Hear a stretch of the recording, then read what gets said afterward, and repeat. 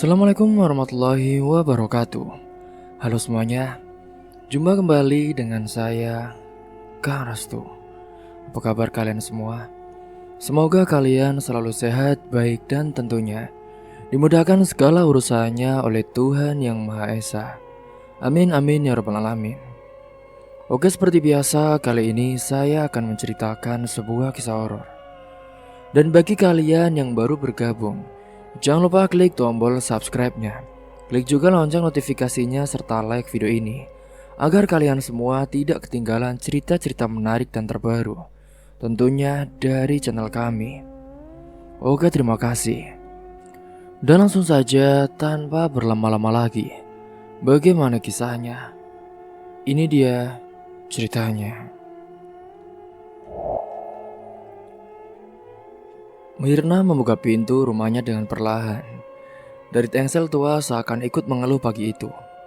Matanya sembab tak sempat ia tutupi dengan bedak murah yang biasa ia pakai. Upi dan juga Ana sudah bersiap dengan seragam sekolah mereka. Duduk diam di dekat meja makan yang hanya berisi 2 potong tempe goreng dan juga sepiring nasi putih yang digarang ulang dari sisa semalam.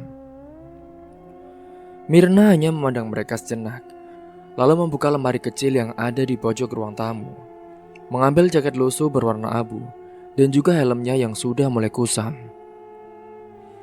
Sementara ayahnya Pak Wandi masih di kamar, terdengar batuk-batuk keras bercampur dengan umpatan yang Mirna sudah hafal. Ia tak berani berlama-lama. Ia takut jika terlalu banyak gerak atau suara. Bisa jadi pagi itu kembali diwarnai piring pecah ataupun teriakan darinya. Ia mengenal ayahnya seperti mengenal detak jantungnya sendiri, tak terduga dan juga kadang menyakitkan. Dengan langkah pelan ia berjalan keluar rumah. Motornya diparkir di sebelah kanan rumahnya, di samping tanaman lidah buaya yang ditanam ibunya dulu. Sekarang sudah mulai layu karena tak ada yang merawatnya. Ia duduk sebentar di atas motor, menarik nafas panjang, mencoba mengatur denyutnya yang sejak tadi pagi terasa tak karuan. Hari ini, Mirna memang terlihat pucat. Wajahnya seakan kehilangan warna. Bahkan Via, temannya pun yang menjemput dengan motor metiknya, sempat melirik khawatir saat mereka berhenti di lampu merah. "Kau kenapa, Mir? Mukamu kok kayak belum tidur seminggu?" tanya Via sambil mengerutkan dahinya. Mirna tersenyum tipis, senyum yang tak sampai ke mata. "Gak apa-apa kok, Via. Kayaknya aku cuma masuk angin deh," jawabnya dengan pelan lalu menoleh ke arah jalan, seolah ingin segera mengakhiri pembicaraannya. Via tahu kalau Mirna sudah begitu, tandanya ia sedang tidak ingin bicara, dan Via cukup mengenalnya untuk tak memaksanya. Maka sepanjang jalan menuju mall hanya suara mesin dan angin pagi yang mengisi jeda di antara mereka. Sesampainya di toko, Mirna pun langsung mengganti bajunya dengan seragam kerja. Rok hitam, kemeja biru tua dan juga nemtek kecil yang sudah mulai usang tertempel di dada kirinya. Ia menata rambutnya seadanya lalu berjalan ke tempat biasa ia berjaga, dekat rak-rak pakaian wanita. Langkahnya lambat tak seperti biasanya. Bahkan saat itu supervisor mereka pun Mbak Retno sempat melirik tajam dan juga mengangkat alisnya. "Mir, kamu sakit? Kalau iya, bilang. Jangan maksa kerja lo kalau gak kuat," katanya sambil menghampirinya. Mirna hanya menggeleng dengan pelan. "Enggak, Mbak. Saya masih bisa kok, Mbak. Ini cuma kelihatannya saja saya capek. Aslinya enggak," jawabnya dengan cepat mencoba menutupi semuanya. Hari itu pun terasa panjang, lebih panjang dari biasanya. Pagi berlalu dengan pelanggan yang mondar-mandir, bertanya ukuran, bertanya harga, kadang hanya melihat-lihat tanpa membeli. Tapi Mirna tak seperti biasanya. Tangannya gemetar setiap kali ia melipat baju. Ia salah menyebut harga 2 kali pada hari ini dan sempat menjatuhkan hanggar besi hingga menimbulkan suara keras yang membuat semuanya menoleh. Pada hari itu pun Via menghampirinya tepat saat jam istirahat. Mereka duduk di kursi belakang dekat gudang mengunyah roti isi dari kantin. Mirna pun hanya menggigit sedikit lalu menaruh rotinya kembali ke plastiknya. Mir, kamu belum cerita loh. Tapi aku rasa ya, aku tahu deh, pasti ada yang gak beres dengan kamu. Ucap Via tanpa menoleh. Mirna masih menatap tembok, matanya dengan kosong. Aku cuma capek saja, Via. Cuma banyak pikiran. Aku gak apa-apa kok. Mir, kalau kamu butuh tempat nginap, kamu tahu kamarku kan? Selalu ada buat kamu. Ya, meskipun kamarku sempit, tapi seenggaknya lebih tenang deh. Gak harus ada suara. Ia terdiam sejenak sebelum melanjutkan. Ya, suara teriakan itu. Mirna pun hanya mengangguk, tak menjawab. Tapi matanya berkaca-kaca, ia ingin bicara, ingin membuka semua luka. Ingin mengatakan tentang malam-malam tanpa tidur. Tentang ketakutan yang terus menghantui. Tentang suara ayahnya yang kadang membuat tubuhnya kaku seperti batu. Tapi mulutnya terkunci. Sudah terlalu lama ia belajar diam. Hingga hari itu pun setelah pulang kerja, Mirna tak langsung pulang. Ia meminta izin pada Via untuk mampir ke minimarket. Bukan untuk belanja tapi untuk duduk di bangku kecil dekat kasir, sembari memandangi cahaya lampu kota yang mulai menyala satu persatu. Ia suka menikmati momen ini. Senja yang menggelap perlahan, seolah memberi jeda sebelum malam yang kembali bising. Ia menatap layar ponselnya, tak ada pesan. Tapi di galeri ada foto ibunya. Foto lama, waktu mereka masih kecil. Wajah ibunya tersenyum sembari memeluk Mirna, Upi dan juga Ana di depan rumah dengan pintu kayu yang kini sudah rapuh. Tiba-tiba saat itu air matanya pun menetes tanpa suara. Ketika akhirnya ia sampai di rumah, malam pun cukup sudah larut. Lampu ruang tamu menyala dengan redup. Pak Wandi sudah duduk di kursi tua, sembari menonton televisi. Suaranya keras tapi tak ada yang benar-benar dengarkan. Di meja saat itu ada botol minuman keras, isinya tinggal setengah. Kamu dari mana? Tanya Pak Wandi tanpa menoleh. Dari kerja, Pak. Tadi mampir dulu beli sabun. Jawab Mirna sambil buru-buru masuk kamar. Tiap hari kerja, tapi rumah tetap kayak kandang ayam. Coba deh, kamu lihat diri, teriak Pak Wandi saat itu. Mirna menutup pintu kamar cepat-cepat. Jantungnya berdetak dengan kencang. Ia tahu suara itu akan diikuti oleh lemparan ataupun dorongan kalau ia menjawab lagi. Jadi ia hanya duduk di ranjang, memeluk lutut dan menunggu suara itu reda. Sementara saat itu Upi dan Ana pun sudah tidur. Mereka berbagi ranjang kecil di pojok ruangan. Mirna memandangi wajah adik-adiknya, lalu mengelus rambut Upi dengan pelan.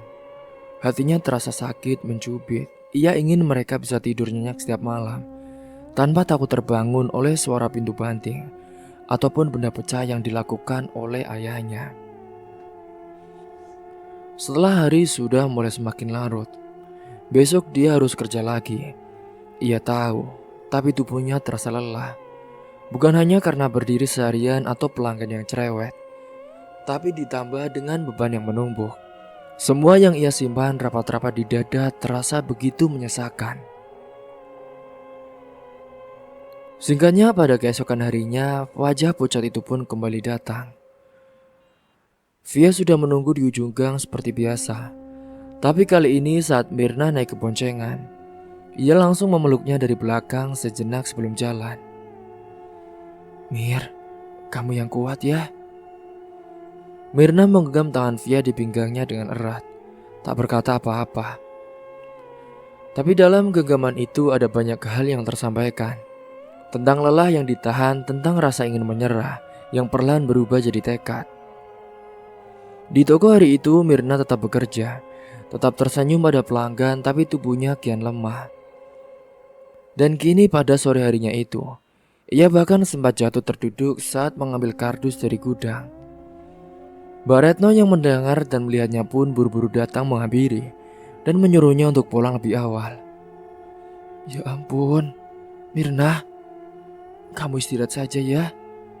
Sudah, besok juga kamu gak usah masuk dulu. Sepertinya kamu ini butuh tenang deh, kata Mbak Retno saat itu. Mirna pun mengangguk, tapi saat ia melangkah keluar mall, ia bingung harus kemana. Jika ia pulang ke rumah, maka ia akan kembali mendengar umpatan dan juga tatapan dingin. Atau jika dia ke rumah Via, tempat yang walau sempit tapi menawarkan ketenangan saat. Ia berdiri di depan gerbang mall memandangi jalanan. Matahari hampir tenggelam, lalu ia pun mengeluarkan ponselnya dan mengetik pesan pelan-pelan saat itu. Via, ini aku belum pulang deh. Aku boleh gak nginep malam ini? Beberapa detik kemudian, balasan itu pun datang dari Via. Oh, ya boleh dong Mir. Nanti aku jemput ya. Mirna pun menghela nafas. Ada rasa hangat yang perlahan muncul. Mungkin malam ini untuk pertama kalinya setelah sekian lama, ia bisa tidur tanpa mimpi buruk. Dan hari-hari berikutnya entah bagaimana ia tahu semuanya belum selesai. Tapi ia juga tahu ia tak lagi sendiri. Masih ada Via sahabatnya, ada adik-adiknya dan juga ada dirinya sendiri yang perlahan mulai berani melihat dunia tanpa rasa takut yang membungkam. Kini di kamar sempit milik Via, Mirna sudah duduk bersandar pada dinding. Memeluk lutut, ia baru saja selesai mandi. Rambutnya masih basah dan berbau sabun lavender dari botol kecil yang Via simpan di rak mandinya. Di atas lantai ada 2 gelas teh manis dan juga setumpuk roti isi. Lampu kuning tamaram menggantung dari langit-langit, menambah kehangatan pada ruang sederhana itu. Via duduk di sebelahnya menatap layar ponselnya sebentar lalu menguncinya. Tenang saja, kamu bisa nginep di sini kapanpun. Gak usah mikirin yang lain dulu ya. Malam ini kamu harus istirahat saja ya Mirna, ucap Via pelan tanpa menoleh. Mirna mengangguk tapi matanya tetap menatap kosong ke arah tembok. Suaranya hampir tak terdengar ketika ia membalas.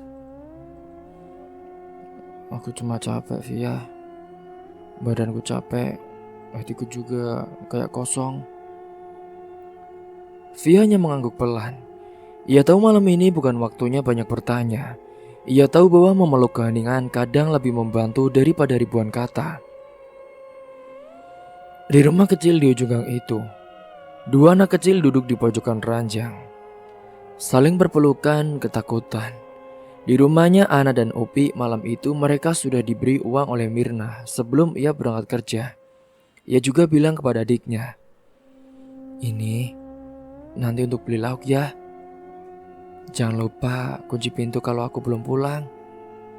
Mereka pun menurut seperti biasanya. Mirna selalu berusaha mengisi peran ibu.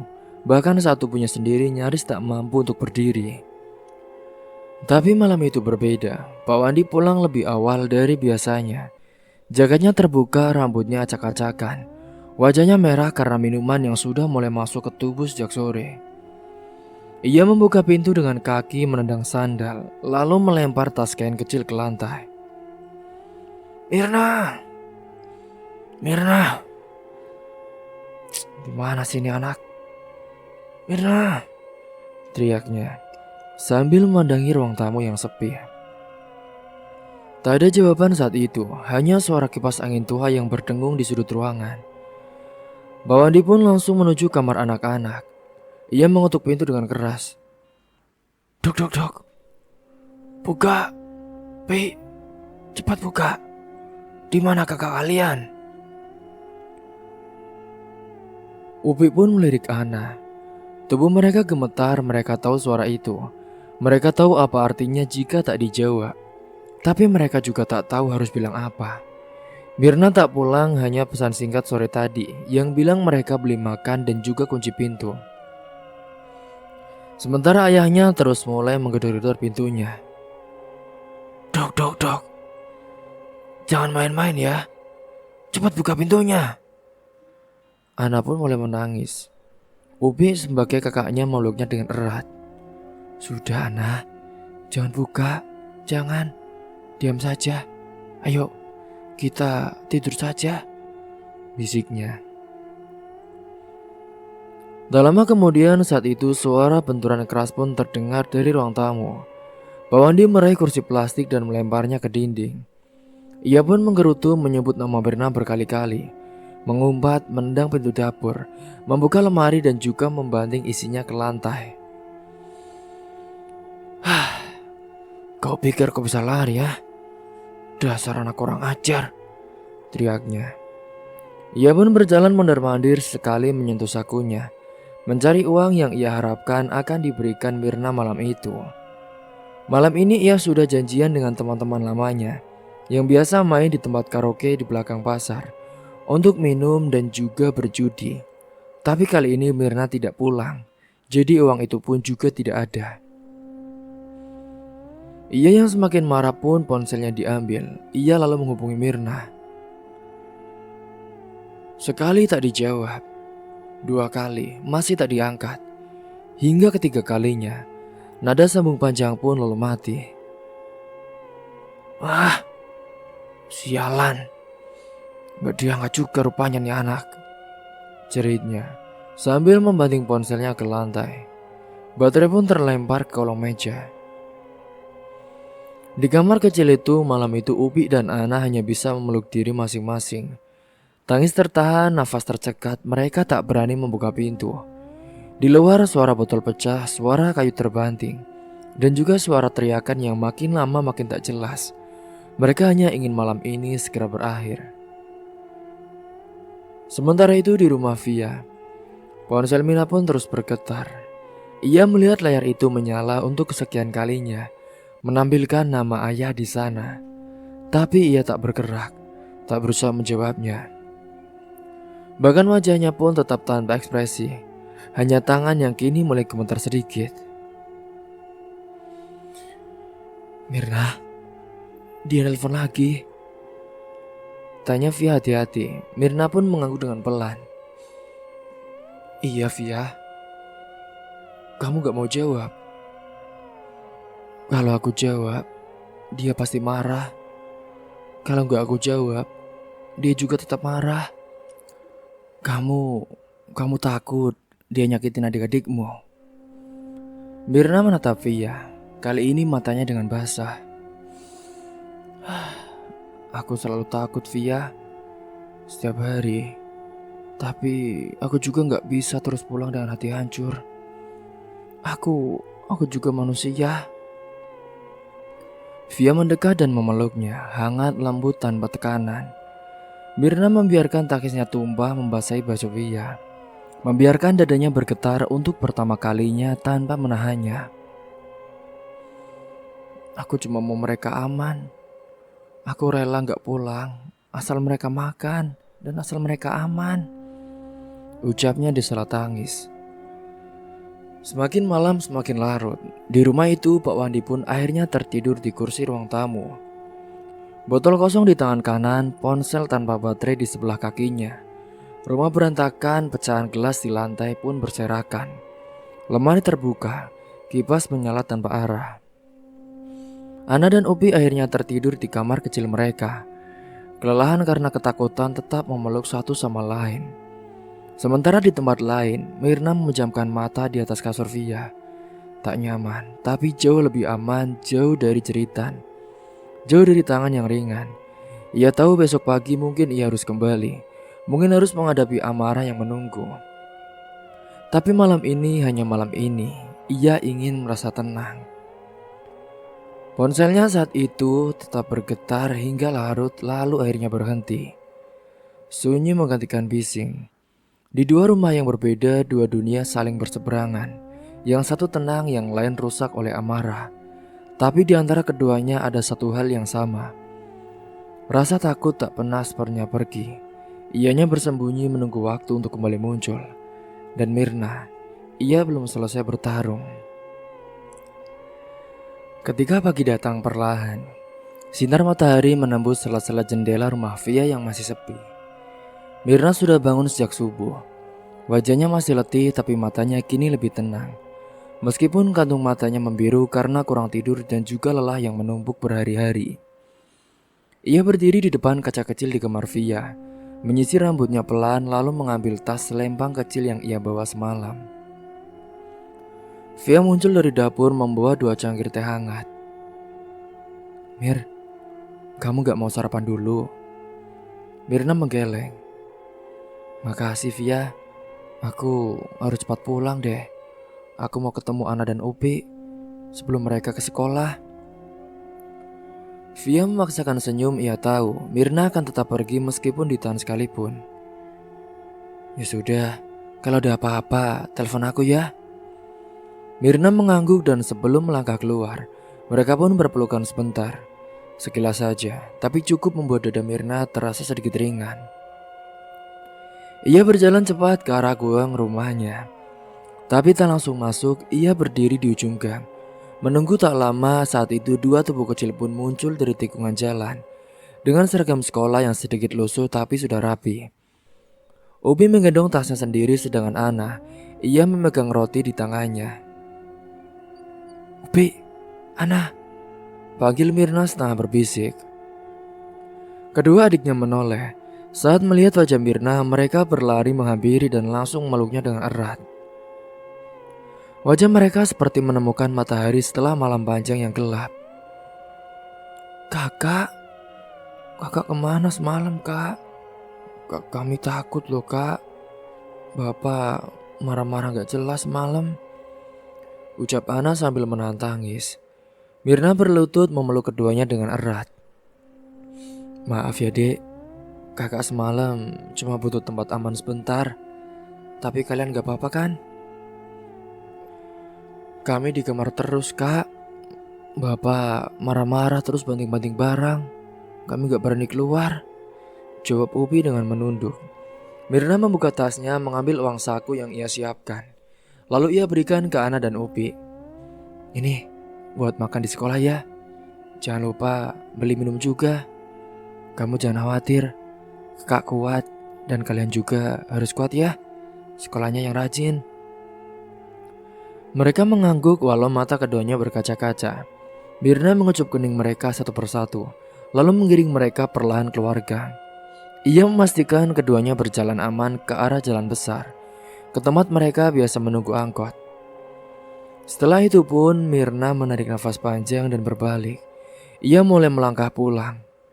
Dan saat sampai di depan rumahnya, suasana masih sepi saat itu. Pintu depan pun terbuka sedikit. Melihat seisi rumah yang masih berantakan seperti semalam, potongan kaca di lantai masih berserakan. Kursi terbalik dan juga meja kecil di ruang tamu sudah patah di salah satu kakinya. Ia masuk pelan-pelan, mencoba tak menimbulkan suara. Ia ingin membersihkan semuanya, ingin menata ulang sebelum ayahnya bangun. Atau paling tidak, sebelum ayahnya mulai marah lagi. Tapi saat ia melewati ruang tengah, sebuah tangan tiba-tiba menyentuh bahunya dari belakang. Mirna pun terkejut hampir terjatuh. Ia berbalik cepat dan di sana, itu adalah ayahnya yang sudah berdiri, Pak Wandi. Dengan mata merah dan nafas yang kasar, seperti orang yang belum tidur sama sekali. "Kamu pikir kamu bisa pergi semalam tanpa bilang, ha? Dasar anak kurang ajar." Suaranya rendah tapi penuh tekanan dan juga kasar. Mirna mundur perlahan hingga tubuhnya menyentuh dinding. Ia berusaha berkata, "Pak, aku kan cuma..."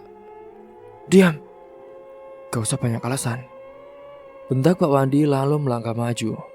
Mirna pun langsung bergerak ke pojok ruangan. Nafasnya tercekat, tubuhnya gemetar. "Kamu sudah bikin bapak malu ya? Mana duitnya?" Mirna pun menggeleng. Uang itu buat sekolah Ana dan Upik, Pak. Buat makan juga." Pak Wandi mencerngam tas Mirna dan melepaskannya dengan kasar. Ia membongkar isinya di lantai, menarik dompet kecil yang berisi beberapa lembar uang dan juga beberapa koin. Ini semua. Kasiman diam-diam ah. Dasar anak durhaka. Plak. Tamarnya saat itu. Tapi itu kan tabungan, Pak. Aku simpan sedikit-sedikit tiap bulan. Buat nanti. Buat tabungan keperluan penting, Pak. Pindah rumah, kek. Pindah rumah? Jadi kamu mau ninggalin aku, ah? Dasar kamu ya. Ceplak. Tamparan datang lagi yang menaju kepada pipi Mirna. Pak Wandi pun saat itu setelah meminta uangnya, ia mendorong tubuh Mirna, membawanya tersungkur ke lantai. Ia mengambil uang dari dompet itu lalu menaruh semuanya ke sakunya. Mirna tak bisa bicara, air matanya pun mengalir begitu saja. Ia tahu percuma melawan, bahkan bicara pun bisa memperparah semuanya. Tanpa berkata lagi, saat itu pun Pak Wandi keluar dari kamar. Tapi sebelum pergi, ia mengunci pintu dari luar. Suara gemerata kunci terdengar jelas. Mirna pun langsung berdiri dan memutar gagang pintu itu, tapi tak bergerak sama sekali, terkunci. Pak, jangan dikunci, Pak. Buka pintunya, Pak. Namun Pak Wandi sudah pergi. Suara langkahnya terdengar menjauh, pintu depan pun dibanting dengan keras. Lalu senyap. Hanya suara kipas angin tua yang tetap berputar, menderu pelan seperti mengiringi sunyi. Mirna terduduk di lantai, ia memandangi dompetnya yang kini sudah kosong. Hanya menyisakan satu kartu KTP dan foto lama dirinya bersama Ana dan Upi di dalam plastik bening. Tangisnya saat itu pecah. Ia memukul-mukul lantai dengan pelan. Tak berdaya, semua usahanya, semua kerja keras di toko baju, lembur yang sering ia jalani pun, uang yang ia sisihkan meski hanya 5.000 seminggu ataupun selebihnya, hilang begitu saja, direbut begitu saja oleh ayahnya yang kejam. Tubuhnya akhirnya rebahan di lantai, matanya memerah, nafasnya berat. Tapi ia sudah terlalu letih untuk terus menangis. Pelan-pelan ia tertidur di sana tanpa kasur, tanpa selimut di dalam kamar kecil yang kini menjadi penjaranya sendiri. Sementara di luar matahari sudah tinggi, dunia tetap berjalan, tapi bagi Mirna, waktu seperti berhenti, dan luka lama pun kembali menganga. Ia terkurung tapi hatinya belum menyerah. Tidak, kali ini tidak lagi. Ia akan berusaha mencari jalan keluar. Cahaya siang saat itu sudah merayap masuk dari celah ventilasi kamar yang sempit itu. Mirna pun terbangun perlahan, matanya berat, dan tubuhnya kaku karena tertidur di lantai yang dingin saat itu. Kepalanya berdenyut dengan pelan, sisa tangis tadi masih terasa di dada. Ia duduk dan memandangi pintu, gagangnya sedikit berkarat. Kayunya sudah lapuk di beberapa bagian. Ia pun berdiri mendekat lalu menarik nafas panjang. Ya udahlah, aku dobrak saja. Dengan dorongan kuat yang berulang, ia pun mulai menendang bagian bawah pintu. Bunyi derit keras pun terdengar sekali, dua kali, tiga kali. Hingga saat itu, pintu pun akhirnya terlepas dari kuncinya. Berayun terbuka lebar. Mirna terengah-engah tapi tak ada rasa lega. Hanya rasa hampa dan lelah yang lebih dalam dari sebelumnya. Ia keluar dari kamar memandang sekeliling rumah. Masih berantakan saat itu. Kaca pecah masih berserakan di lantai. Kursi belum dibalik, lemari dapur terbuka. Mirna pelan-pelan mulai membereskan semuanya. Ia menyapu pecahan kaca, mengelap meja, mengangkat kembali kursi yang jatuh. Tangannya gemetar saat menyentuh barang-barang yang rusak, seolah setiap benda itu membawa jejak kemarahan dari ayahnya. Air matanya saat itu kembali turun tanpa suara. Saat ia mulai menatap piring-piring di dapur, kenangan masa kecilnya bermunculan, yaitu sosok ibunya. Sosok yang dulu selalu tersenyum meski hidup dengan sempit, yang selalu memasakkan nasi hangat dan juga lauk sederhana. Dulu ia pikir ibunya hanya sakit biasa, bahwa serangan jantung itu datang dengan tiba-tiba. Tapi kini seiring bertambahnya usia, Mirna sudah tahu, bukan hanya jantung yang diserang, tapi hati, perasaan dan juga batin yang terus-menerus tertekan oleh sikap kasar dari ayah mereka. Hari itu pun langit cerah, tapi bagi Mirna, dunia tetap abu-abu. Ia menyelesaikan semua pekerjaan rumah hingga siang menjelang, lalu duduk di ruang tamu yang kini sudah bersih. Saat itu suara langkah kecil terdengar dari depan rumah. Ana dan Upi baru saja pulang sekolah. "Kakak," seru Ana langsung memeluk Mirna. Upi menaruh tasnya dan ikut duduk di lantai. "Bapak kemana, Kak?" "Entah, tapi kalian gak perlu takut ya. Sekarang sudah aman kok. Kakak sudah di rumah," jawab Mirna dengan lirih. Ana melihat wajah kakaknya yang masih bengkak dan juga kusam. Ia tahu Mirna menangis lagi, tapi ia diam, hanya memegang tangan Mirna erat-erat. Mirna berdiri dan berjalan ke dapur. Ia pun mulai memasak nasi. Diambilnya sisa sayur di kulkas, ditumis cepat dengan bumbu seadanya. Aroma sederhana itu memenuhi dapur, menghidupkan kembali rutinitas yang sempat terhenti oleh kekacauan semalam. Setelah makan siang bersama saat itu, Mirna pun beristirahat duduk di kamarnya. Ia membuka ponsel, puluhan pesan tak terbaca. Tapi ada satu nama yang membuat hatinya berhenti sejenak. Itu adalah Fajri, pacarnya. Pesan terakhir itu masuk 1 jam yang lalu. "Sayang, kamu gak apa-apa kan? Aku bisa datang gak kalau kamu mau? Aku khawatir loh sama kamu, juga sama adik-adik kamu." Mirna menatap layar lama, jemarinya menggantung di atas keyboard virtual. Fajri adalah satu-satunya tempat ia merasa didengar. Lelaki yang sabar, yang tahu sebagian besar luka-lukanya, tapi tak pernah menuntut lebih dari yang bisa Mirna beri. Ia tahu Fajri ingin menolong, bahkan sering diam-diam mengirim uang ke rekeningnya. Kadang Mirna marah, merasa saat itu harga dirinya diinjak. Tapi kadang ia juga bersyukur karena tanpa itu, entah bagaimana ia bisa bertahan. Rasanya di bulan-bulan sulit itu, ia bersyukur punya seorang pacar yang baik dan juga pengertian seperti Fajri. Mirna pun lalu mengetik pelan, "Aku baik kok sayang. Terima kasih ya. Kamu sudah perhatian. Sekarang bapak lagi pergi. Rumah juga sudah aman. Cuma aku capek banget." Balasan Fajri pun datang dengan cepat. "Kamu mau keluar sore ini? Aku jemput ya.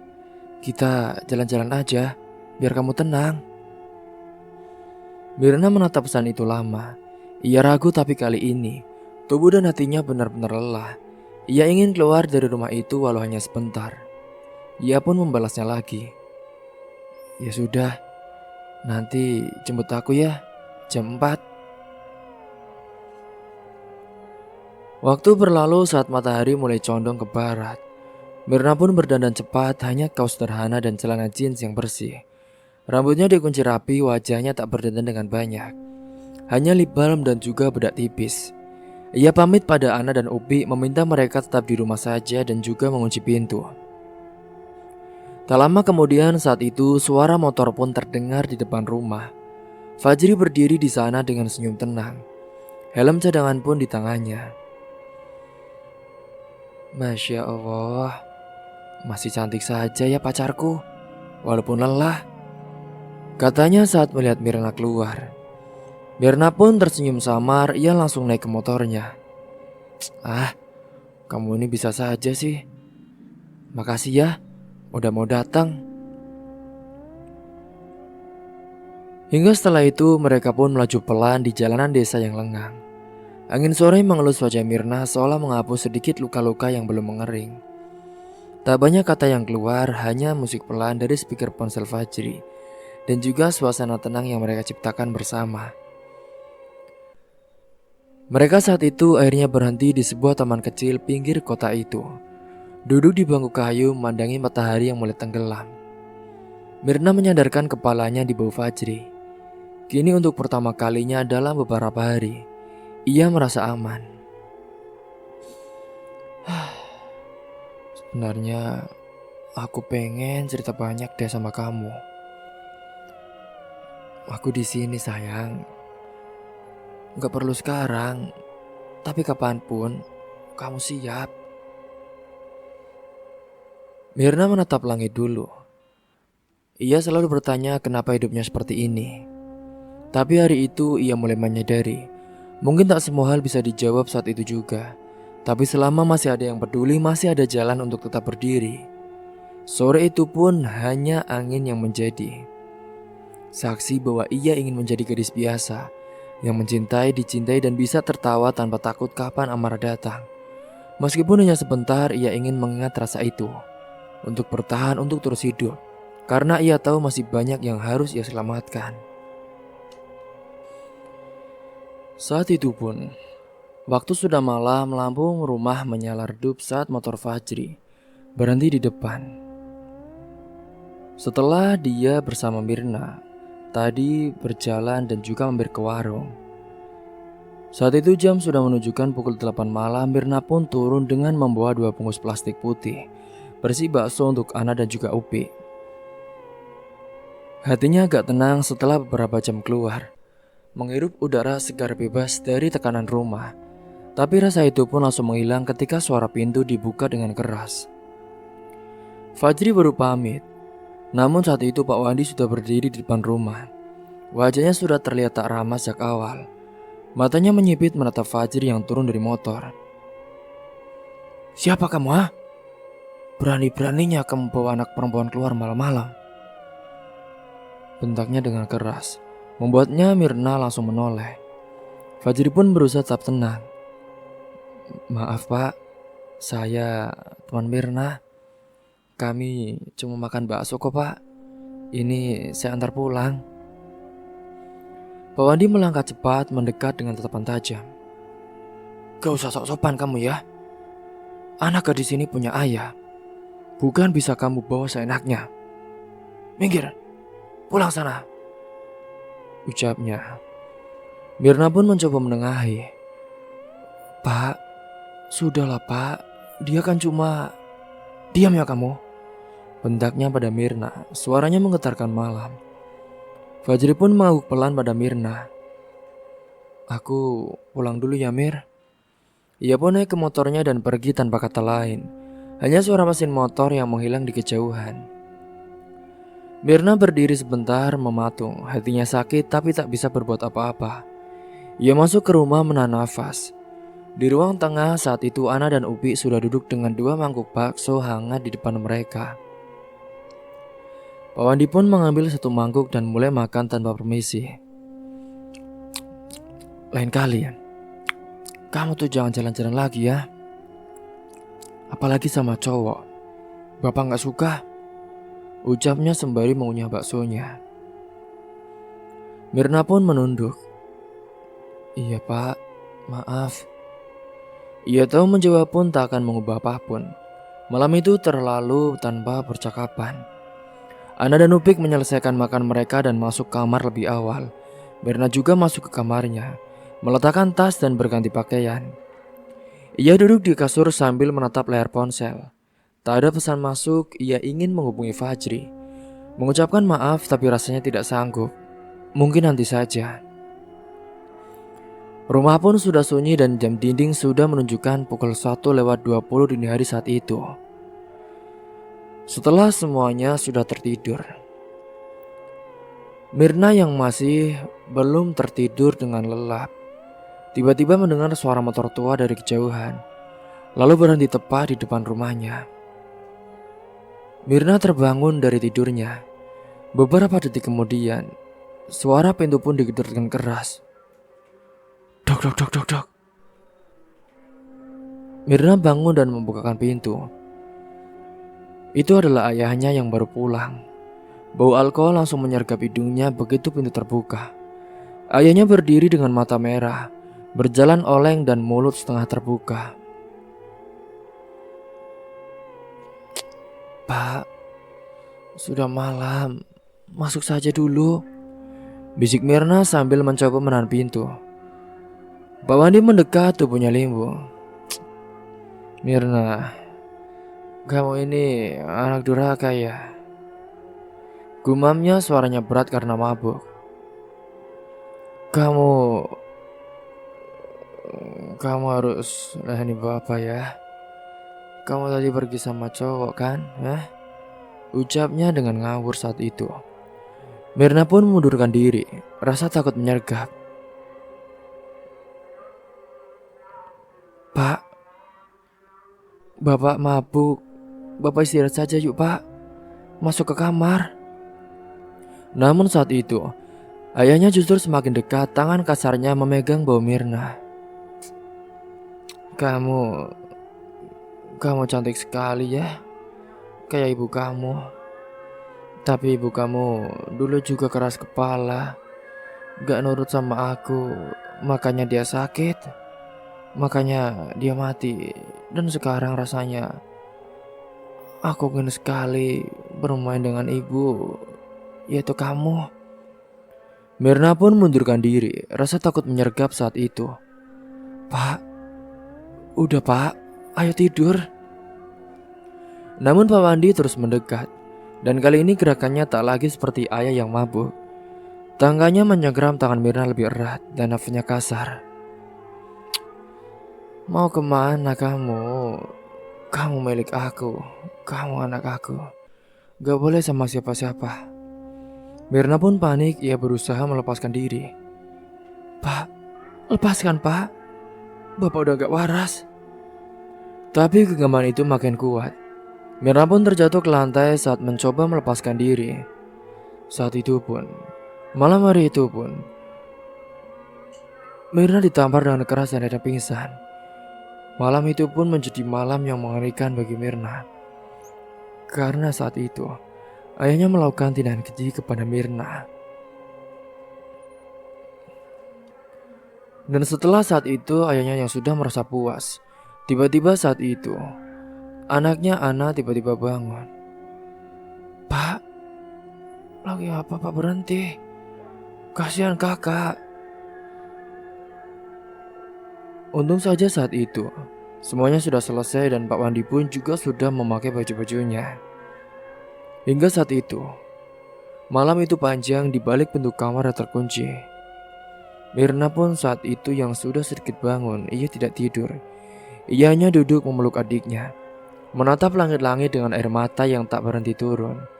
Pikirannya bercabang, ia harus segera pergi. Rumah ini bukan rumah lagi. Ini sudah menjadi penjara. Ini neraka. Di luar kamar, Pak Wandi pun akhirnya tertidur di lantai. Kelelahan karena alkohol dan juga amarah. Dengurannya keras tapi tak menenangkan siapapun. Sementara saat pagi sudah datang. Saat ini, Mirna tahu hidupnya akan berubah. Ia pun saat itu menatap ponsel, kali ini ia menulis pesan kepada Fajri. Fajri, aku butuh bantuan. Aku gak bisa di rumah ini lagi. Aku akan jelaskan nanti. Tolong jemput aku dan adik-adikku besok pagi ya. Lalu ia letakkan ponsel di samping bantalnya. Tangannya menggenggam tangan Ana dan Upi. Saat itu pun, sembari menunggu Fajri datang pada hari itu besokannya, rumah kecil berdinding bata itu tidak lagi jadi tempat pulang, tapi jadi awal dari sesuatu yang akan segera berubah. Mirna harus melawan atau harus pergi. Ia sudah tidak tahu. Hingga akhirnya saat itu, ia pun tertidur. Setelah kejadian demi kejadian yang tak mengenakan yang dilakukan oleh ayahnya kepada Mirna saat itu. Singkatnya beberapa hari setelahnya, Fajri datang pagi-pagi sekali. Motornya berhenti di parkiran mall tempat Mirna bekerja saat itu. Ia duduk menunggu menatap ke arah pintu masuk toko baju yang sudah mulai dibuka. Pagi itu tak ada kabar dari Mirna semalaman. Hanya satu pesan pendek yang membuatnya tidak bisa tidur. Pesan yang isinya penuh ketakutan. Dan begitu toko dibuka, Fajri pun segera berdiri dan melihat Mirna muncul dari dalam dengan wajah yang jelas, menyimpan lelah, pucat dan juga tatapan kosong. Langkahnya lambat saat itu, agak tertatih tapi tetap berusaha, tegar seperti biasanya. Mereka duduk di bangku kecil dekat di belakang mall. Tak banyak kata yang diucapkan, hanya keheningan yang menggantung di antara mereka. Kenapa kamu gak tunggu aku jemput di rumah sih? Tanya Fajri dengan pelan, tapi penuh perhatian. Mirna menunduk saat itu. Aku gak berani. Aku harus diam-diam kalau keluar. A- aku aku takut dia bangun dan lihat aku pergi. Fajri menatapnya lama, lalu menghela nafas. Mir, aku minta kamu jujur ya. Memangnya semalam kenapa sih kamu kok kirim pesan kayak gitu? Kamu gak apa-apa kan? Mirna menggigit bibir, ia ingin bilang semuanya, tapi tenggorokannya tercekat saat itu. Matanya mulai berkaca-kaca, ia memegang lengan Fajri, lalu dengan suara sangat pelan, seperti gumaman, ia pun menjawab. Aku gak ingat semuanya. Tapi waktu aku bangun pagi, rasanya tubuhku sakit sekali. Karena semalam, saat aku membukakan pintu untuk bapak, saat itu aku juga mengalami keributan terus aku pingsan. Dan saat aku bangun paginya, bagian bawahku sakit banget. Aku jalan aja perih sekali, kepalaku pening, dan juga ada lebam di pipi. Aku sempat pingsan semalam kayaknya setelah ditampar oleh bapak. Fajri pun langsung menggenggam tangan Mirna saat itu. Wajahnya tegang, nafasnya tertahan. Mirna, kamu harus laporin ayahmu loh. Ini sudah kriminal. Dia bisa masuk penjara. Kamu harus ambil tindakan, Mirna. Mirna menggeleng dengan cepat. Air matanya jatuh satu-satu. Gak bisa sayang. Aku takut kalau aku laporin, dia bisa nyakitin Ana sama Upi. Ayah kan orangnya nekat. Jadi dulu ibu aja bisa meninggal karena jantungnya agak kuat digituin. Kalau sampai dia tahu aku laporin, aku takut dia bunuh diri atau bunuh orang lain. Fajri terdiam, ia tahu Pak Wendy memang kasar, tapi tak pernah menyangka semuanya bisa separah ini. Tangannya mengepal, wajahnya muram, ia ingin sekali bertindak sekarang juga, tapi ia masih menahan diri. Ia tidak bisa gegabah apalagi jika keselamatan Ana dan Upik juga terancam. Kamu kerja dulu aja ya, tapi kita harus rencanakan. Kita gak bisa terus kayak gini. Pokoknya aku bantu kamu keluar dari situ deh. Mirna hanya mengangguk. Hari itu berjalan seperti biasanya di toko. Pelanggan datang dan pergi, musik pop pun pelan dari speaker toko tetap menyala saat itu. Seolah dunia tak berubah, tapi bagi Mirna, dunianya sudah hancur. Saat ia berdiri lama saat itu, singkatnya, kakinya terasa sangat nyeri. Ia berjalan pelan, berusaha menyembunyikan kesakitannya. Teman-teman kerjanya tidak ada yang bertanya langsung, hanya sekali menatapnya heran. Salah satu temannya, Via, sempat mendekat saat istirahat. Mir, kamu sakit ya? Mukamu kok pucat banget sih? Kamu juga jalannya juga pelan. Mirna tersenyum kecil saat itu. Gak apa-apa, aku cuma kecapean saja kok. Via mengangguk walau tampak ragu. Tapi seperti biasa tak ada yang benar-benar menggali. Orang-orang di sekelilingnya terbiasa melihat Mirna menutupi luka dengan senyum. Sudah terlalu asing saat itu. Di sela waktu istirahat, Mirna membuka pesan di HP-nya. Ada satu pesan baru dari Ana. Kak, tadi pagi ayah tidur lagi kak. Kami udah ke sekolah. Ayah gak marah kok. Kakak hati-hati ya kerjanya. Air mata pun kembali menggenang saat itu. Ana masih kecil tapi sudah harus paham bagaimana menjaga ketenangan rumah. Seolah semuanya beban yang harus dibagi. Fajri kembali mengirim pesan pendek saat itu. Sayang, aku cari tempat tinggal buat kalian ya. Kalau kamu siap, kita pergi. Aku bantu urus semuanya. Kamu gak usah takut, ya. Mirna membalas dengan singkat. Terima kasih ya sayang. Tapi kita pelan-pelan saja ya. Aku belum siap untuk laporin ayah. Sepulang kerja hari itu, Mirna tidak langsung pulang. Ia duduk di pojok mal, tempat di mana ada mesin minuman dan juga bangku kecil. Fajri datang menyusul membawakan teh hangat. Mereka hanya duduk berdua memandangi orang-orang lalu lalang. Dunia di luar masih berjalan, padahal dunia Mirna seperti sudah berhenti sejak semalam. Fajri memecah keheningan saat itu. Mirna, aku sudah ngobrol sama kakakku. Dia itu kerja di lembaga perlindungan perempuan. Katanya ada cara buat kamu dan adik-adik aman tanpa harus langsung untuk lapor polisi. Kamu bisa pakai mediasi atau pendamping hukum. Mirna menatap Fajri dengan harap-harap cemas. Kamu beneran? Iya, tapi kamu harus siap ya. Kamu juga harus berani bicara. Setidaknya nanti saat kamu di tempat aman. Jangan biarin ayahmu terus-terusan hancurin hidup kamu dan adik kamu. Mirna menunduk saat itu. Aku juga pengen pergi dari rumah itu, Fajri. Tapi aku belum tahu harus mulai dari mana. Aku takut banget. Fajri pun meraih tangan kasihnya saat itu. Sayang, kamu gak sendiri kok. Aku ada di sini. Aku janji, aku bakal temenin kamu sampai akhir. Malam itu pun Mirna pulang lebih lambat dari biasanya.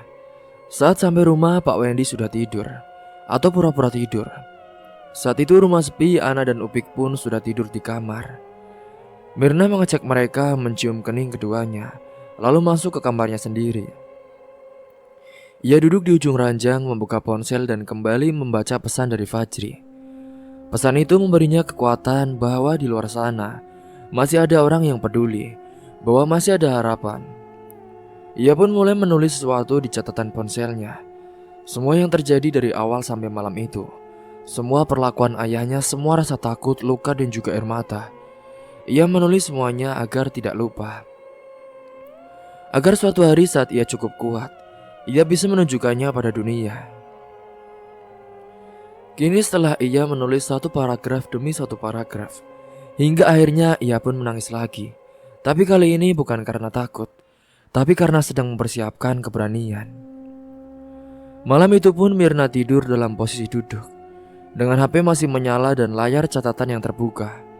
Di dalam rumah yang gelap dan juga penuh ketakutan, tumbuh satu cahaya kecil, harapan yang perlahan akan membesar. Karena sekarang Mirna tahu ia tidak sendiri lagi, dan ia akan mulai berani melawan perlakuan buruk dari ayahnya sendiri. Kini saat itu singkatnya. Malam itu udara sangat dingin, tetapi keringat dingin telah membasahi leher dan juga punggung Mirna. Ia tidur dengan posisi duduk bersandar di dinding kamarnya. Jendela tertutup rapat, gorden ditarik, dan lampu temaram dari lorong luar hanya menembus celah bawah pintu. Ia belum benar-benar tertidur. Matanya merah dan juga bengkak, nafasnya pelan, seperti menahan semuanya agar tidak meledak dalam satu teriakan panjang. Jam menunjukkan hampir pukul 1 dini hari. Ketika saat itu, langkah kaki terdengar dari ruang tengah, pelan seperti disengaja agar tak menimbulkan suara. Tetapi cukup membuat dada Mirna berdegup lebih kencang. Ia mengenali suara langkah itu, berat, goyah dan juga seperti biasa disertai aroma alkohol yang samar mulai mengisi udara. Pintu kamar Mirna bergetar dengan perlahan, kemudian terbuka dengan pelan. Mirna menegang. Di ambang pintu itu sosok ayahnya sudah berdiri. Matanya merah, nafasnya berat dan wajah penuh kekosongan yang menyeramkan. Ia menatap Mirna seperti seorang yang telah kehilangan nalar. Mirna pun mundur merapat ke dinding. Tangannya gemetar, mulutnya ingin berteriak, tapi suara seolah tersangkut di tenggorokan. Ayahnya berjalan masuk tanpa bicara sepatah kata pun. Tatapan matanya kosong tapi langkahnya mengancam. Mirna, Bapak tahu kau sudah pulang, nak. Dan Bapak tahu Kamu pasti mikir macam-macam kan tentang semalam? Ucapnya pelan namun tajam. Mirna menunduk, tubuhnya menggigil. Ia hanya bisa menggeleng, mencoba kuat, dan juga mencoba membuat dirinya sekecil mungkin. Dengar ya, kalau kau berani lapor, berani cerita ke siapapun, Bapak sumpah, Bapak akan sebarkan semua aibmu itu. Dan bukan cuma itu saja, Ana, Upi, mereka juga akan ngerasain. Kamu mau? Lanjut Pak Wandi, kini suaranya lebih rendah dan juga berbisik. Ancaman itu masuk seperti pisau yang mengoyak isi perut Mirna. Jantungnya serasa berhenti, ia memandang ayahnya dengan air mata yang kini jatuh tanpa suara. Ia tak bisa bicara, bahkan nafas pun sulit keluar saat itu. Pak Wandi meraih tangannya menggenggam kuat. Ia pun menyakitkan. Kamu pikir Bapak takut sama polisi, sama penjara? Hah? Udah banyak ya orang yang Bapak hadapi. Tapi kamu anak durhaka kalau macam-macam. Mirna hanya bisa mengangguk cepat-cepat, mencoba meyakinkan ayahnya bahwa ia tak akan melakukan apapun. Tapi di dalam hatinya ia tahu satu hal. Ia tak akan bertahan lama kalau terus seperti ini. Setelah ancaman itu, Pak Wandi pun berdiri dan mengusap wajahnya. Besok pagi, Bapak butuh uang. Kamu ngasih Bapak 200.000. Kau dengar kan? Bapak mau judi sama teman-teman. Kalau gak ada, Bapak ngamuk. Dan jangan buat Bapak marah. Lalu ia pun keluar, menutup pintu kamar Mirna dengan pelan, seperti tak terjadi apa-apa. Tapi bagi Mirna, dunia seperti runtuh sekali lagi malam itu. Tangisnya pecah tapi tetap tertahan dalam pelukan diam. Ia memeluk lututnya, menggigit bibirnya sendiri agar tak bersuara. Ia takut membangunkan adik-adiknya. Ia takut suaranya sampai ke ruangan lain. Luka-luka fisik bisa sembuh, tapi luka dari ancaman dan juga kekerasan yang menyusup di antara keluarga, yang seharusnya menjadi tempat paling aman, itulah yang membuat jiwanya perlahan hancur. Ia tak tahu harus percaya pada siapa selain Fajri. Tapi bahkan Fajri pun tak mungkin tahu semua perasaan yang berkecamuk di dalam dirinya.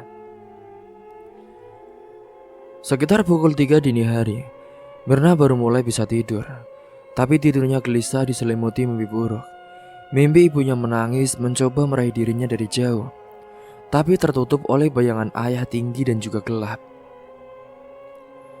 Pagi datang dengan lambat, cahaya matahari masuk lewat celah gorden. Mirna terbangun dengan tubuh lelah, ia melihat jam. Sudah hampir pukul 6 dengan sisa tenaga. Ia bangun dan berjalan pelan ke kamar mandi. Badannya masih sakit tapi ia harus tetap bergerak.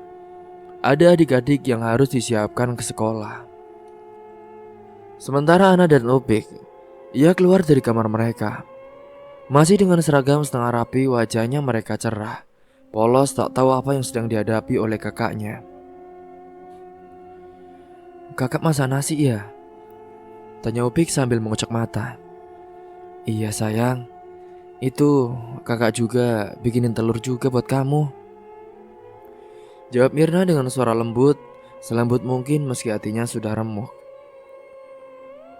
Mereka pun makan bersama di lantai di ruang tengah. Sementara Pak Wandi saat itu, ia masih di kamar mendengur dengan keras. Mirna hanya bisa berharap pagi itu berlalu dengan cepat. Ia memberi uang saku ke Ana dan juga Upik. Mencium kepala mereka, memberi pelukan lama seakan-akan itu bisa membuat mereka lebih kuat hari ini. Setelah mereka berangkat, Mirna duduk sendirian di dapur. Di depannya 2 lembar uang 100.000 diletakkan di meja. Uang yang seharusnya ia bisa tabung, tapi hari ini harus kembali direlakan. Ia tahu kalau tidak diberikan, ayahnya bisa berbuat lebih gila lagi. Pada waktu itu pun, Fajri mengirim pesan. Mirna, aku sudah cari tempat aman nih Mir. Aku mau kamu dan adik-adik bisa tinggal di sana sebentar. Nanti kita cari solusi pelan-pelan ya. Kamu jangan takut. Mirna yang sudah mendapatkan ancaman semalam dari ayahnya, ia pun hanya membalas dengan pendek. Aku kasih kabar lagi nanti ya. Makasih ya Fajri. Hari itu pun, ia izin tidak masuk kerja. Badannya memang belum pulih, tapi lebih dari itu, hatinya terlalu berat. Ia habiskan hari dengan membereskan rumah, mencuci pakaian, lalu duduk di pojok kamarnya, membuka catatan yang semalam ia tulis. Ia membaca ulang semua yang telah ditulis. Ia pun tambah satu paragraf lagi tentang ancaman, tentang uang dan juga tentang keputusasaannya yang terus menumpuk. Ketika matahari mulai tenggelam saat itu, Pak Wandi pun bangun dari tidurnya. Ia keluar kamar langsung menuju dapur. Melihat 2 lembar uang yang sudah disiapkan di meja, ia tertawa kecil dan mengambilnya. Tanpa sepatah kata pun pada Mirna, ia pergi lagi. Keheningan pun kembali memenuhi rumah. Mirna duduk memandangi pintu yang tertutup setelah ditinggal ayahnya. Ada rasa lega sesaat tapi juga cemas. Ia tahu malam itu malam akan datang lagi, dan malam-malam seperti kemarin bisa terulang kapan saja. Hari itu untuk pertama kalinya Mirna membuka peta di HP-nya. Ia ketik satu lokasi, rumah aman perlindungan perempuan. Titik itu pun muncul di layar tak terlalu jauh, mungkin berjarak 30 menit dari rumahnya. Tangannya gemetar tapi jemarinya bergerak. Ia menekan tombol simpan lokasi, karena entah kapan saat ia sudah benar-benar tidak kuat. Mungkin tempat itu adalah satu-satunya jalan keluar, dan ia harus siap. Demi dirinya, demi Ana dan Upik, dan juga demi hidup yang masih bisa diselamatkan. Ini singkatnya beberapa hari setelahnya. Pada malam itu, udara terasa pengap. Langit mendung dan suara petir terdengar di kejauhan. Di tempat remang-remang di pinggir kota, Pak Wandi sedang duduk bersila bersama 4 orang temannya. Botol-botol minuman keras berserakan, tumpukan kartu dan juga uang memenuhi meja kayu tua yang tampak kumal. Malam ini keberuntungan memihak padanya. Ia menang besar, jumlah yang cukup untuk membuatnya merasa seperti raja kecil. Salah satu dari teman berjudi Pak Wandi, seorang pria berusia sekitar 30-an bernama Ruli. Ia merhatikan Pak Wandi dengan mata menyipit. Ia mengisap rokoknya dalam-dalam sebelum membuka mulut. "Di, anak cewek lo itu yang sering lo ceritain, Mirna ya? Katanya cakep. Bener, begitu?" ucapnya. Pak Wandi tertawa sambil menenggak minuman keras. Ia tidak menjawab langsung, malah memainkan gelasnya, membiarkan suasana sedikit menggantung sebelum akhirnya menoleh ke Ruli. "Ya emang cantik lah anakku. Kalau lo mau, datang aja ke rumah. Tapi lo harus ingat ya, harus tahu diri lah, bawa uang yang banyak. Kalau lo bawa uang, gue bisa atur semuanya. Lo bantu gue bantu lo," jawabnya dengan santai, seolah sedang berbicara tentang barang dagangan. Roli pun menyeringai. "Serius lo, Di?" "Serius lah.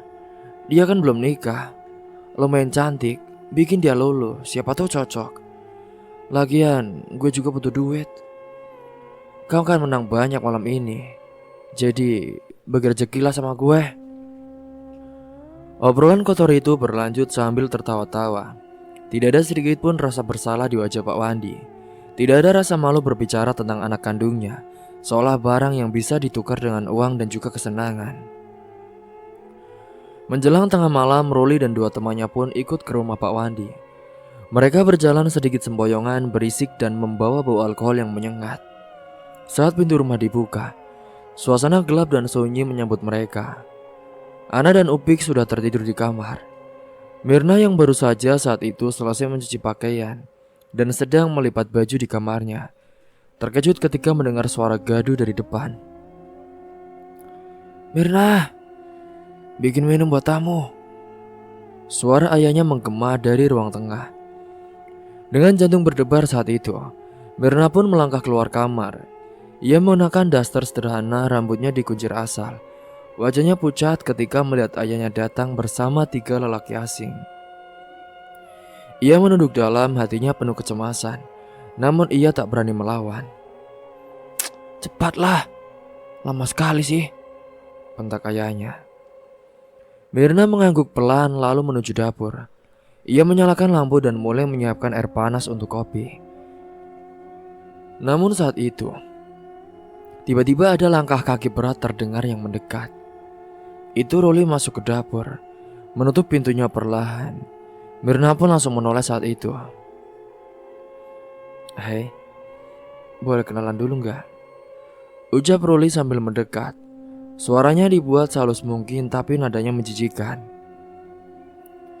Mirna memundurkan diri tapi pinggangnya menabrak meja. Maaf mas, saya lagi bikin minum."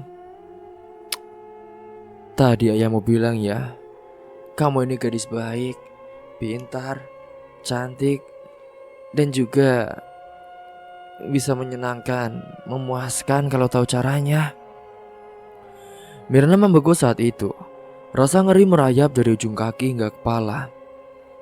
"Mas, tolong jangan ganggu saya mas," ucapnya dengan suara gemetar terbata-bata. Namun pintu dapur kembali terbuka, dua teman Ruli ikut masuk. Mereka menutup pintu, tak ada jalan keluar. Mirna mencoba berteriak, tapi salah satu dari mereka pun membekap mulutnya saat itu. Tangannya mencakar, menendang, tapi dia sia-sia. Ia dihadapkan pada kekuatan tiga lelaki dewasa. Di dalam rumahnya sendiri, di bawah atap yang seharusnya melindunginya. Kejadian itu pun berlangsung begitu cepat, tapi menyisakan trauma seumur hidup. Mirna dipaksa diam, dipaksa menunduk. Ia dipaksa menyerah. Ia pun dipaksa untuk melayani ketiga pria-pria itu dengan kejam. Setelah semuanya selesai, ia tergeletak di lantai dapur. Pakaiannya robek, tubuh memar, dan mata kosong. Ruli dan dua temannya pun keluar sambil tertawa, menggenggam uang yang diberikan oleh Pak Wandi. Sang ayah hanya duduk sambil merokok, tidak mengatakan apa-apa. Ketika mereka pergi, ia masuk ke dapur melihat Mirna yang sudah tergeletak tak berdaya, dengan ceceran-ceceran yang menjijikan saat itu di tubuhnya. "Haha, ini semua karena kamu. Kalau kamu patuh, semua gak bakal separah ini. Jangan bikin malu keluarga ya," katanya dengan dingin. Lalu keluar rumah, membiarkan Mirna sendirian dalam kegelapan dan juga rasa sakit yang tak bisa dijelaskan. Kini di dalam dirinya sesuatu runtuh malam itu. Bahkan air mata pun tak mampu untuk keluar. Ia hanya memandangi langit-langit dapur, mencoba meyakinkan dirinya bahwa ini semua hanyalah mimpi buruk.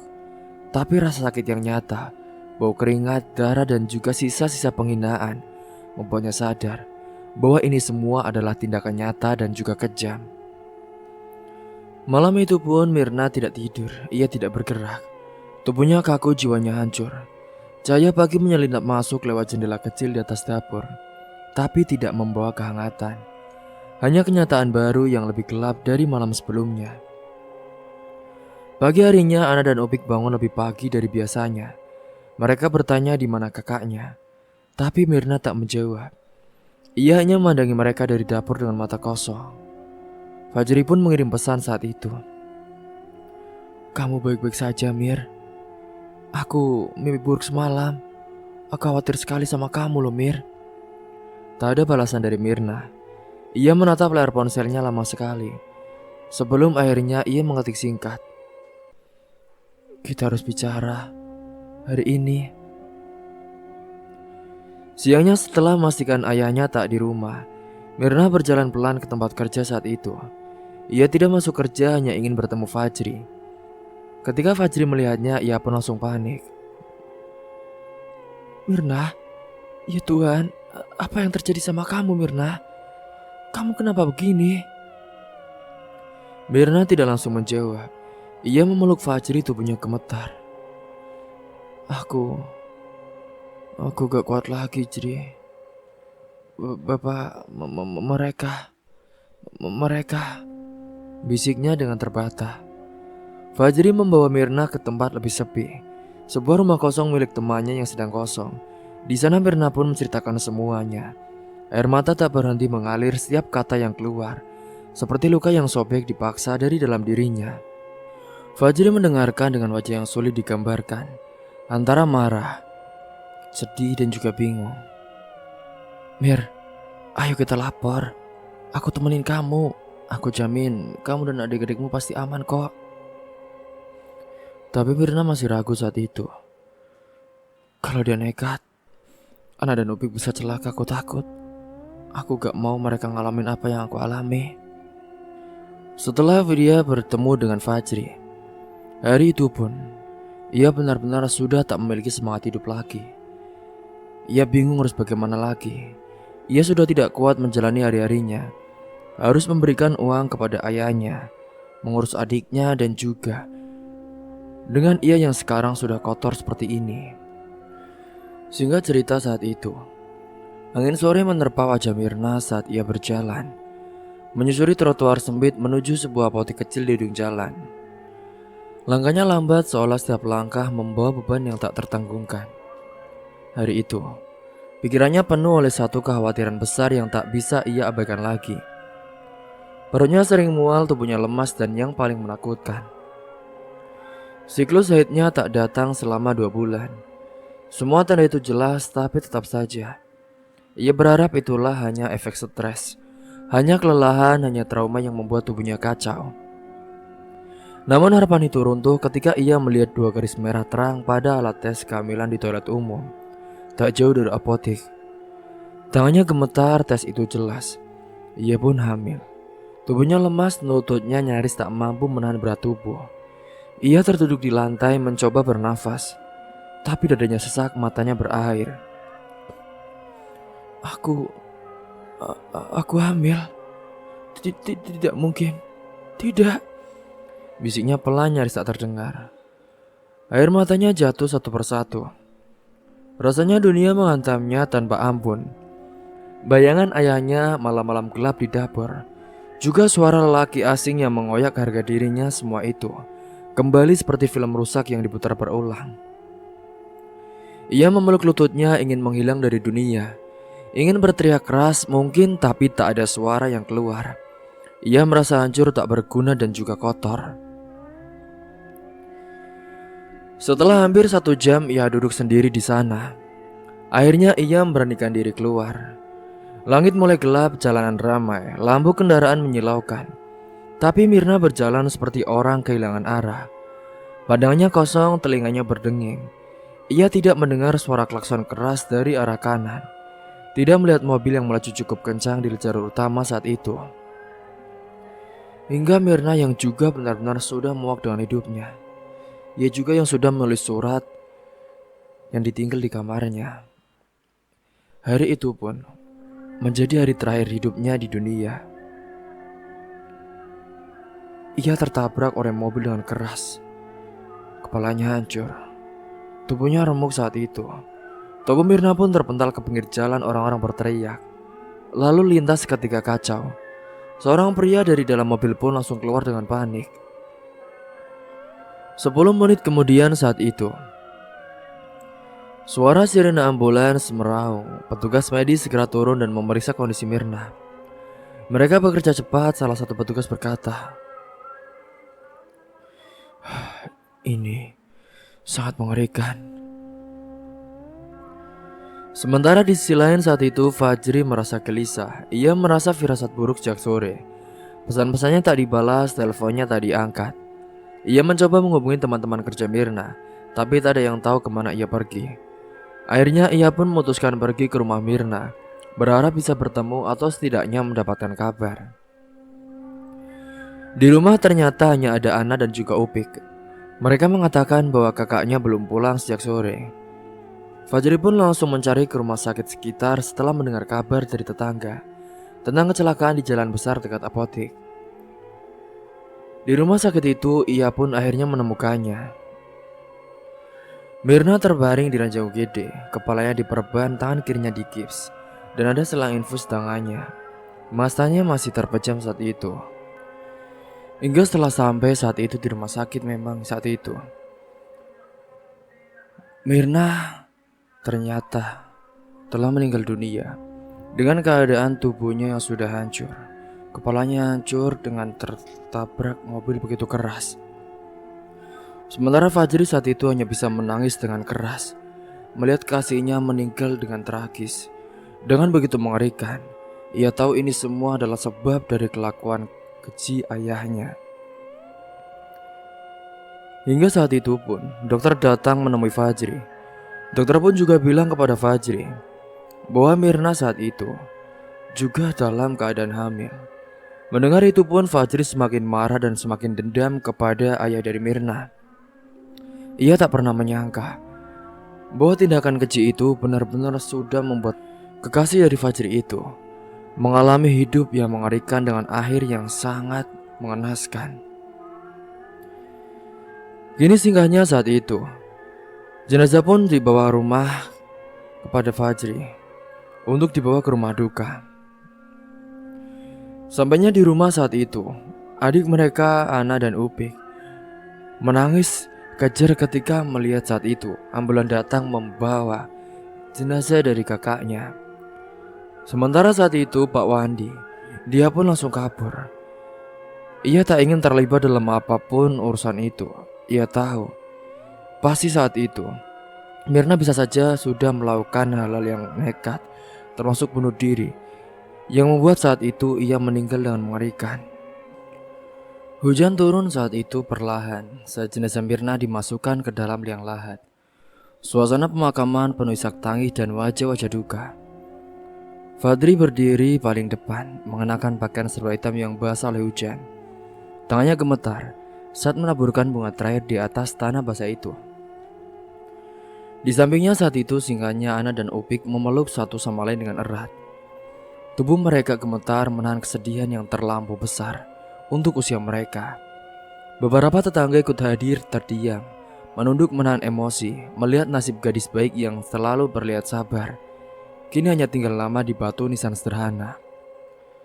Fajri menatap lama nama itu, nama yang kini hanya akan hidup dalam keheningan. Ia teringat siap senyum Mirna, setiap kata lembut dan juga keberanian yang tak pernah ia tunjukkan secara terang-terangan, tapi nyata terasa dalam cara Mirna bertahan di dalam hidup. Setelah pemakaman saat itu, Fajri kembali mendampingi Ana dan Upik. Kini mereka sementara tinggal bersama dengan keluarga Fajri yang bersedia menabung mereka. Sementara itu polisi pun mulai bergerak cepat. Laporan yang disertai Fajri dengan bukti fisik dan saksi-saksi termasuk tetangga yang sering mendengar teriakan dari rumah Mirna membuat kasus ini segera naik ke tingkat penyelidikan serius.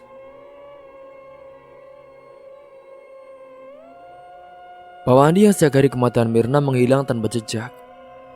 Kali ini, setelah 2 minggu pencarian intensif, polisi sudah menemukan tempat persembunyiannya di rumah kosong dekat pelabuhan lama, tempat ia biasa berjudi. Ia pun ditangkap dalam kondisi mabuk berat, tak menyadari bahwa dunia di luar sudah berganti arah. Tak ada lagi yang menutup mata atas kejamannya. Penangkapan itu pun menjadi sorotan warga.